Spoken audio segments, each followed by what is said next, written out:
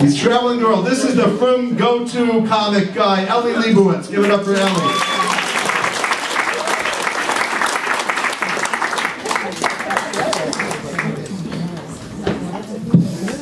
Give it up for Rabbi Citron and that weird introduction. That's what you want to hear. This guy doesn't even know what a swear word is. I do very clean material most of the time. Because look at me. Even if I told a dirty joke, it wouldn't be believable. If I was like, you know, I was hooking up with this one girl, you'd be like, no, you weren't. You go back to YU, buddy, okay? I do very clean material because a lot of times when I perform at comedy clubs, I'm in the audience and sometimes I'm like sitting down, and I feel like a lot of comedians do like jokes that I can't, you know, they're really kind of vulgar, inappropriate. They do things like I can't really relate to. You know, comedians will get up on stage and be like, you know when you're at a strip club in Vegas doing cocaine? No. We're not even dirty stuff, just stuff I personally can't connect with. They'll be like, you know how when you're at a McDonald's eating a Big Mac? I'm like, let me stop you right there. I need a comedian to say something I can relate to. I need a comedian to get up on stage and be like, you know how when you're peeing and you sneeze and your yarmulke falls in the toilet? Yes!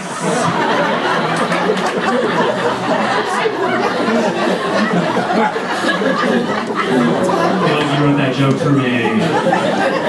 Talk about 3 a.m. is next. I like that joke because that's the time of the night when all the wives turn to their husbands and are like, does that really happen to you? And all the husbands have to go, no, it does not.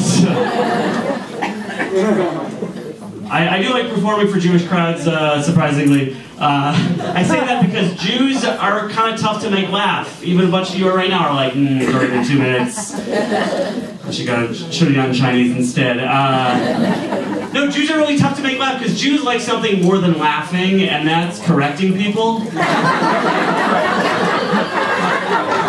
Some of you still didn't laugh at that because you're thinking, I don't know if he's right about that. So. I hope people are drinking tonight because, you know, Chabad's slogan, it's Purim somewhere, so.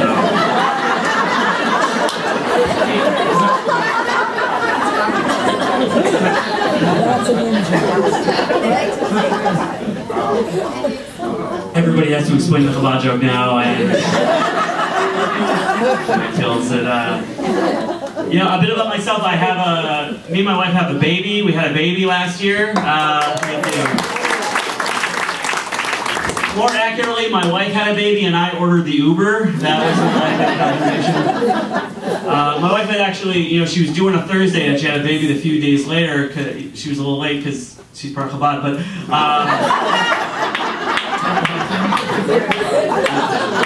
explain the joke later, guys, seriously. We'll have a chavrus after, we'll talk about it. No, so she was due on a Thursday, and somebody actually called me that night to do a comedy show. They said, do you want to do a show for 2 days later, Saturday night? And I said, sure, I can do it. I just want to let you know that my wife is due with a baby in any moment. And if she goes into labor, I'll have to find a backup. And I'll just tell him what hospital to go to. So. It's really astounding. Having a baby is crazy. You know, the whole experience, you're in the hospital for like 2 days and that's it. And then they kick you out and they're like, all right, try not to kill him. Maybe I should watch one of those videos again, I don't know. And it's crazy, I came home from the hospital, I checked my mailbox and there was already a bill for yeshiva tuition.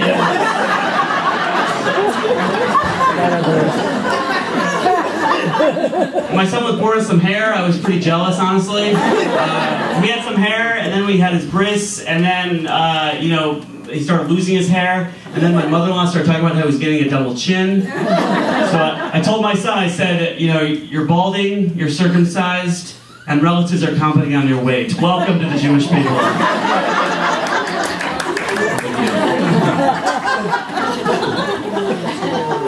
And also, it's just a crazy process. Like, you know, I'm in the delivery room with my wife, and you know, all of a sudden, you know, my sister-in-law's texting me from Israel, and she says, you know, it's a really auspicious time. It's the yortzeit of Rachel Imenu. I almost wrote back, you know, Rachel died during childbirth. Maybe go easy on it, okay? Maybe now the time for a Dvar Torah. I don't know. No, but all you want to do when you're a new parent, all you want to do is get sleep. That's all you care about. You put your baby in the crib and you hope he goes to sleep, and you crawl back into your own bed.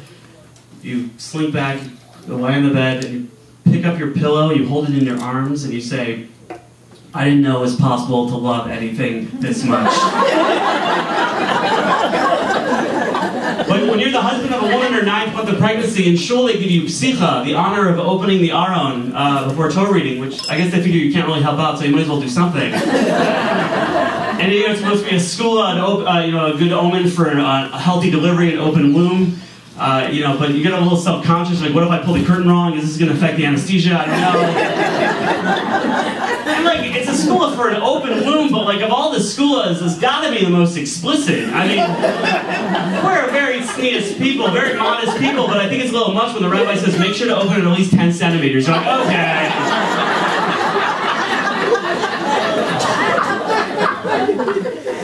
I'll explain it to you guys later after that.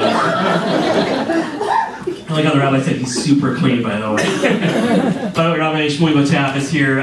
He actually, thank you. I don't know why I'm getting thank you. He's here. He actually, when he wrote his book, Kosher Sex, he actually wanted to write a sequel to the book with Chef Jamie Geller called The Joy of Kosher Sex.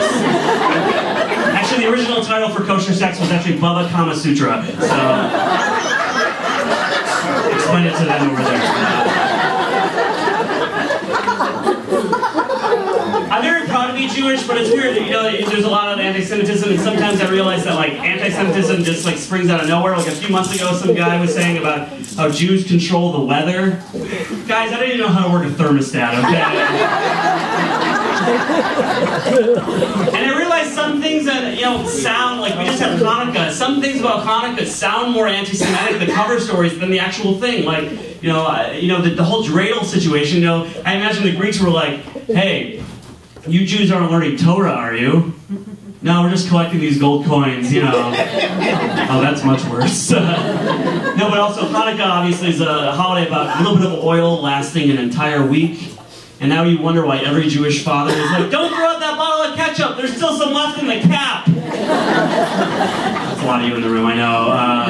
But Hanukkah, Hanukkah, our diet on Hanukkah is terrible. We eat such oily foods, but that's on purpose because we all know that the Greeks were all about man being in prime physical shape. So on Hanukkah, we eat oily foods to ensure we never become like the Greeks. I will never assimilate. Now pass me a jelly donut. We eat the worst foods possible. We eat all the time. A couple months ago with all the holidays, every day felt like it was a Chag or Shabbos.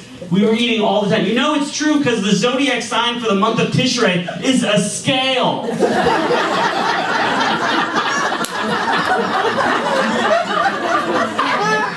And I'm so out of shape. Friends of mine are running marathons and I get winded when something jogs my memory. I'm at the gym and somebody says, how much do you bench? I'm like, I don't know, the first paragraph, unless it's Shabbos, what do you do? But I'm very proud of my Judaism. I'm very proud to be Jewish because, I wear a yarmulke, but people, say weird things to you. I was walking in the street, somebody said, keep it moving, yarmulke, which I guess is the most neutral anti-Semitic comment. What do you too, crucifix if you're wearing one? I don't know. Another guy once asked me when the bus was coming, I was like, I don't know. He's like, I get it, you're Jewish, so you think you're better than me? I was like, yeah, but not for that reason, okay? But sometimes you want to downplay your Judaism, like when you're flying on Sukkot with your lulav and esrog. Is anyone going to know I'm Jewish? I'm already wearing a talis and tefillin. And you try to, secretly, you have to, all right, I'm going to walk. And then the woman at American Airlines says to me, she says, what is that? It's like a religious tree, I don't know. And she says, do you plant it? And I'm like, no, you idiots. You shake it.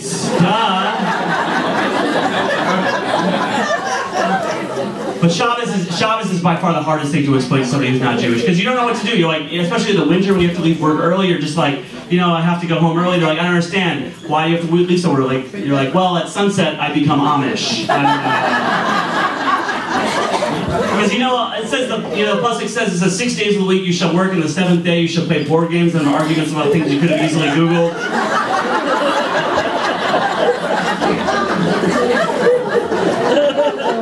And on Shabbos, my favorite thing on Shabbos is Amiral Akum. This is when you have to explain something to a non-Jew to do something for you. It's like God's way of saying, if you're going to cheat and use the loophole, I want this to be as hilarious as possible. Like you forgot to turn your air conditioner on, you're like, hey, is it hot in here? Are you hitting on me? I think we gotta find a new guy. But my favorite thing on Shabbos, though, is Jewish 5-second rule. Regular 5-second rule is when food falls on the floor, you know, girls quit about 5 seconds, they can still eat it. Guys quit about 3 weeks and they can still eat it. Jewish 5-second rule is when you go to the bathroom on Shabbos, you leave the bathroom, you turn the light off, you're like, oh shoot, 5-second rule, turn it right back on.